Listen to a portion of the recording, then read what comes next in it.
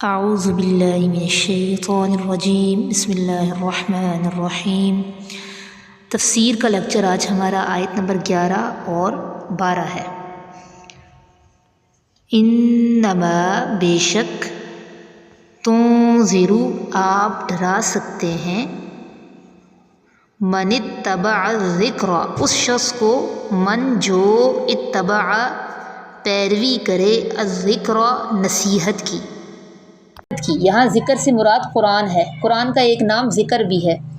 بے شک آپ ڈراتے ہیں اس شخص کو جو پیروی کرتا ہے نصیحت کی۔ اچھا، یہاں پہ ایک بات سمجھ لیں، قرآن میں نا کبھی ایسا ہوتا ہے کہ فعل بول کر ارادہ فعل مراد ہوتا ہے، ٹھیک ہے۔ آپ ڈراتے ہیں ان لوگوں کو جو پیروی کرنا چاہتے ہیں، جو پیروی کرنا چاہتے ہیں نصیحت کی، ٹھیک ہے۔ اس کا یہ مطلب ہے، یہاں فعل بول کر ارادہ فعل مراد ہے۔ بے شک آپ ڈراتے ہیں، آپ ڈرا سکتے ہیں ان لوگوں کو جو پیروی کرنا چاہتے ہیں نصیحت کی۔ وخشی الرحمن اور وہ ڈرتے ہیں رحمان سے، بالغیب بن دیکھے اس کو، اور وہ ڈرتے ہیں رحمان سے بن دیکھے۔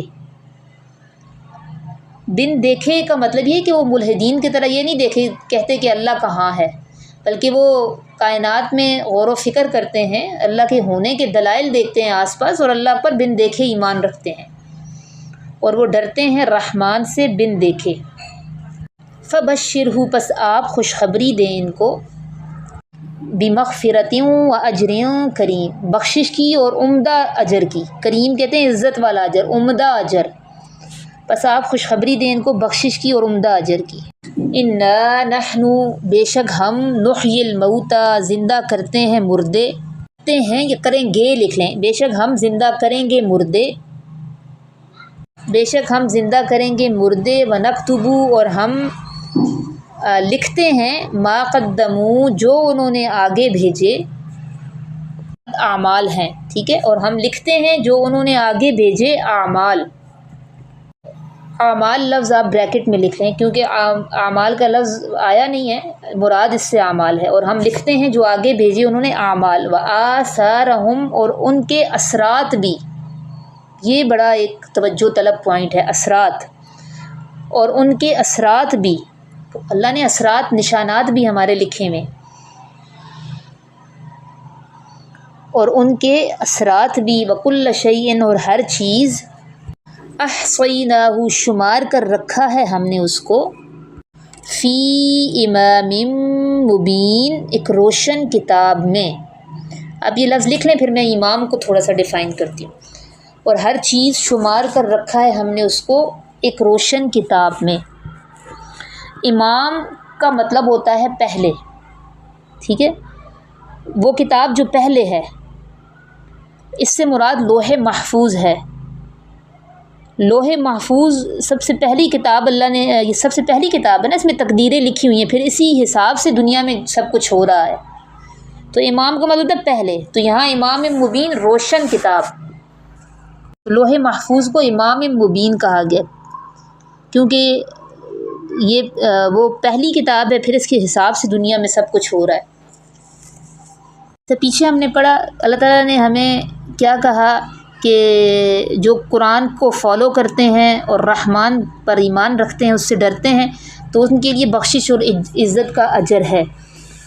اب انسان کے ذہن میں آتا ہے کہ ملے گا کب، تو اللہ تعالیٰ پھر بتا رہے ہیں کہ انا نحن نحیی الموتى، ہم مردے، ایک وقت آئے گا کہ ہم مردوں کو زندہ کریں گے، حشر کے میدان میں اکٹھے ہوں گے، اور ہم اللہ تعالیٰ تو دیکھیں، اللہ کا جو علم ہے کامل علم ہے، لیکن حجت تمام کرنے کے لیے اللہ تعالیٰ ہماری ایک ایک حرکت کو لکھ رہے ہیں۔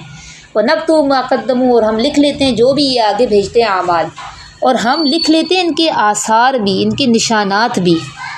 آثار کیا چیز ہوتی ہے؟ دیکھیں، جو بھی ہم کوئی نیکی یا کوئی بھی گناہ کا کام اپنے پیچھے دنیا میں چھوڑ کر جاتے ہیں نا، اور اس کا اثر جب تک باقی رہتا ہے، وہ ہمارے آثار ہیں، نشانات ہیں ساتھ میں، تاکہ یاد رہے ہم نے جو بھی نیکی، جس کسی نیکی کی بنیاد رکھی یا کسی برائی کی بنیاد رکھی نا، تو اس نیکی اور برائی کے آثار کا گناہ بھی ہمیں ملتا رہتا ہے، جب اس نیکی کا ثواب اور اس برائی کا گناہ ہمیں ملتا رہتا ہے جب تک اس کے اثرات باقی رہیں۔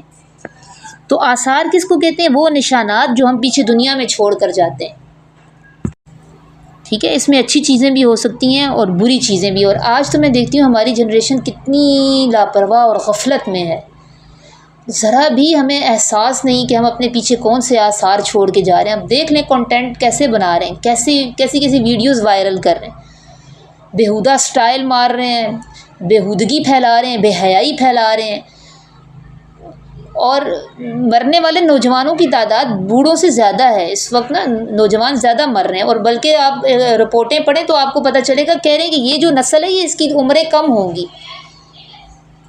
کی بہت ساری وجوہات بتائی جا رہی ہیں۔ ایک وجہ تو یہ ہے کہ یہ فاسٹ فوڈ، یہ باہر کے کھانے، یہ گند بلا ہم زیادہ کھا رہی ہے یہ جنریشن۔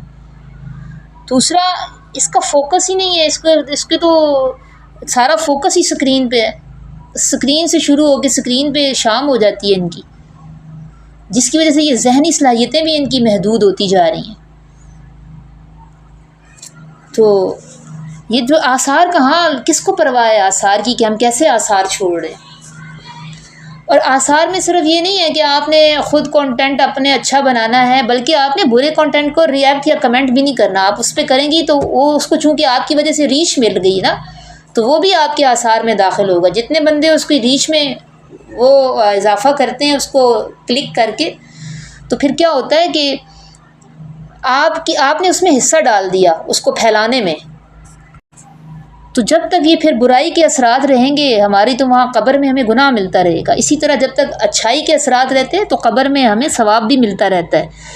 اور یہ کچھ چیزیں ہیں جو ہمیں حدیث سے پتہ چلتی ہیں کہ کون سی چیزیں جن کو صدقہ جاریہ کہا گیا ہے۔ رفاع عامہ کے کام ہیں، جیسے مسجد بنوا دی، کوئی مدرسہ بنوا دیا، کنواں کھدوا دیا، کوئی پانی کا نل لگوا دیا، یا پھر آپ نے علم نافع چھوڑا اپنی تقریر کے ذریعے، یا اپنی کوئی تحریر لکھ دی، کوئی کتاب لکھ دی، یا آپ نے اسٹوڈنٹس چھوڑ دیے اپنے پیچھے جو عمل کرتے ہیں، نیک اولاد چھوڑ دی، ٹھیک ہے۔ تو یہ سارے آپ کے نیکی والے اثرات ہیں، ٹھیک ہے۔ یہ تو ہو گیا۔ اب آثار کا ایک مطلب یہ بھی لیا ہے علماء نے کہ آثار سے مراد وہ نشانات ہیں جو آپ کسی نیکی کی طرف چل کے جائیں نا، تو وہ قدموں کے جو نشانات ہوتے ہیں وہ بھی اللہ تعالیٰ لکھتے ہیں۔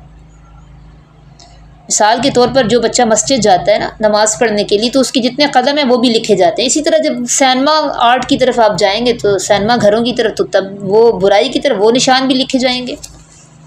تو اس سے مراد یہ والے آثار بھی ہیں۔ اور ہر چیز شمار کر رکھا ہے ہم نے اس کو روشن کتاب میں، یعنی لوح محفوظ میں۔ یہاں پہ پہلا رکوع مکمل ہوا، لیکن ہم نا یہ پارہ مکمل کر